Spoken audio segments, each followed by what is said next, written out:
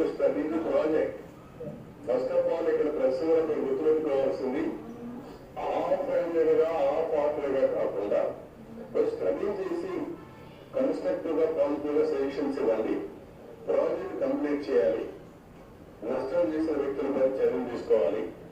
అది ఏంటంటే రాష్ట్ర భవిష్యత్తు నేషనల్ ఇంట్రెస్ట్ కూడా కాపాడుకోవాలి. సార్ ఏం చెప్తాను ఇద్దరు మాట్లాడాలి కదా.